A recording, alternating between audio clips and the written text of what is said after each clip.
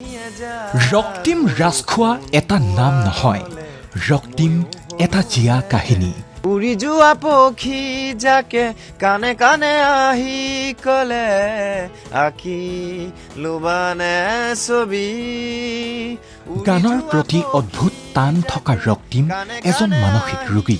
তুমি এজাক বৰষুণ হোৱা হলে ময়ো হলোহেঁতেন নৈ।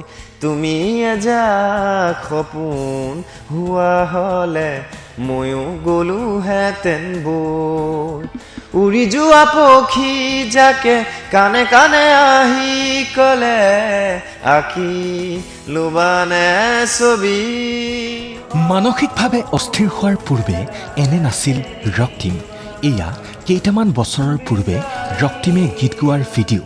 দেউতা কবানে সাধু কথা, দেউতা কবানে তোমাৰ কবিতা, দেউতা নিশাৰ জোনাকী তৰা, দেউতা সেউজীয়া ৰঙেৰে ভৰা।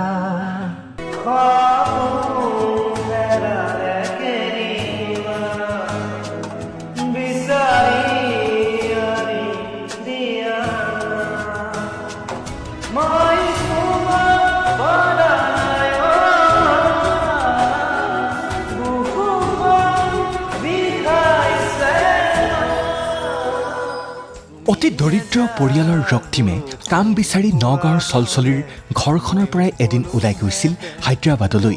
প্ৰায় 8 বছৰ হায়দৰাবাদত থকাৰ পাছত ৰক্তিম আক্ৰান্ত হৈছিল মানসিক ৰোগত।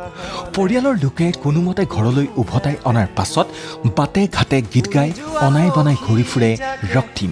আৰু এদিন ছ'চিয়েল মিডিয়াত কোনোৱে আপলোড কৰিলে ৰক্তিমৰ স্বৰচিত এটা গীতৰ ভিডিঅ'। নমস্কাৰ, মোৰ নাম শ্ৰী ৰক্তিম ৰাজখোৱা। মই এটা গান গাব ওলাইছো, এইচ চাফানালা ARS। তুমি এজাক বৰষুণ হোৱা হলে ময়ো হলোহেঁতেন নৈ। তুমি এজাক সপোন হোৱা হলে ময়ো গলোহেঁতেন বৈ। আৰু ৰক্তিমৰ এই ভিডিঅ' ভাইৰেল হোৱাৰ পাছতেই ফেচবুক ইনষ্টাগ্ৰামত সকলোৰে মাজত উৎসুকতা বাঢ়িল। যুৱকজন কোন? লাহে লাহে পোহৰলৈ আহিল যুৱকজনৰ ঠিকনা আৰু পৰিচয়। যুৱকজন নগাঁও জিলাৰ পুৰণি গুদাম চলচলিৰ ৰঙীয়া গাঁৱৰ ৰক্তিম ৰাজখোৱা। স্বতঃস্ফূৰ্তভাৱে ৰাইজে আগ্ৰহ প্ৰকাশ কৰিলে কিবা উপায়েৰে সুস্থ কৰি তুলিব পাৰি নেকি অসহায় ৰক্তিমক। তাৰ মাজতে আগবাঢ়ি আহিল নগাঁৱৰ পোহৰ ফাউণ্ডেশ্যন নামৰ এটা NGO।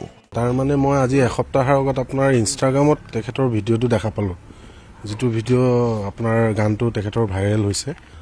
ওচৰতে গাঁৱে চাঁৱে গান গাই তেনেকৈ ঘূৰি ফুৰে। অৱস্থিত হৈ দেখিলোঁ যে ঘৰৰ অৱস্থা বিৰাটেই দুৰ্বল আৰ্থিকভাৱে। আমি গাঁওবুঢ়াৰ লগত কথা পাতিলোঁ, ওচৰৰ মানুহৰ লগত কথা পাতিলোঁ, তেওঁলোকক আমি ট্ৰিটমেণ্ট দিম। আমি একচুৱেলি ৰক্তিমক ট্ৰিটমেণ্ট দিয়া কথা আছিলে। তাৰপিছত দেখা পালোঁ গাঁৱৰ মানুহেও ক'লে যে দেউতাকেও ড্ৰিংকছ কৰে, পাৰা যদি দেউতাককো লৈ যোৱা। আমি দুয়োজনকে লৈ আহিলোঁ।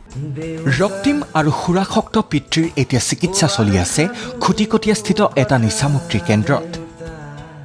হয়, মোৰ দেউতা আহিছে। আকৌ এইটো নিচামুক্ত কেন্দ্ৰ কয়। এটা এইচ মোৰ দেউতাৰ লগত মই থাকা দেউতাৰ লগত আছো। ভালেই লাগিছে। মোৰ হাতত 2টা কলম, মোৰ হাতত কাগজ আছে, বহিব পাৰো, গান গাব জানো, ভালেই লাগিছে। নাই ইয়াত একো লিখিব পৰা নাই। নিজৰ আহাৰ লগত মোৰ নামটো শিৱামণি, আকৌ মোৰ নামটো ৰক্তিম। আকৌ দেউতাই মোক পিতাই বুলি মাতে। এতিয়া ঘৰতে এনেই দেউতাৰ লগত, দেউতাই নিচা খাই কাৰণে দেউতাৰ লগত মোৰ সময় নষ্ট কৰাৰ লগত গানটো গোৱা নাই, মোবাইলতো গাইছে। আৰু 2 বছৰমান হ'ল হায়দৰাবাদতো হৈ আছে ট্ৰিটমেণ্ট। মানে তেনেকুৱা ডক্টৰে ট্ৰিটমেণ্ট কৰা নাই। তেজপুৰত নিছিলোঁ, তেজপুৰত নাৰাখিলে। চোৱা চিটোৱা কৰিছোঁ মই। তাৰমানে চুলিটো জট বান্ধি গৈছিলে, গাঁৱৰ লৰালিয়ে কাটি দিলে। তাৰ পৰাই ডক্টৰ লাগিলে নাই কিয়ে হ'ল, তেতিয়াৰ পৰাই হৈছে আৰু। এটা হিন্দী গীতো প্ৰাণ ঢালি গাই শুনালে ৰক্তিমে।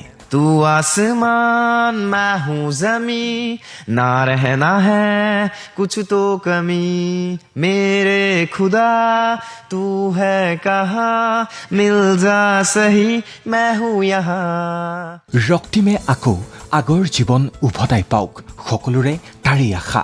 উৰি যোৱা পক্ষী যাকে কানে কানে আহি কলে আঁকি লোবানে ছবি।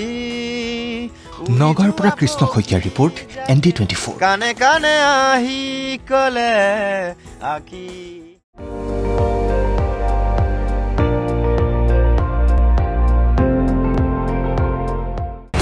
আপুনি চাই আছে ND24, সৰ্বশ্ৰেষ্ঠ নহয় সৰ্বোত্তমৰ দৌৰত।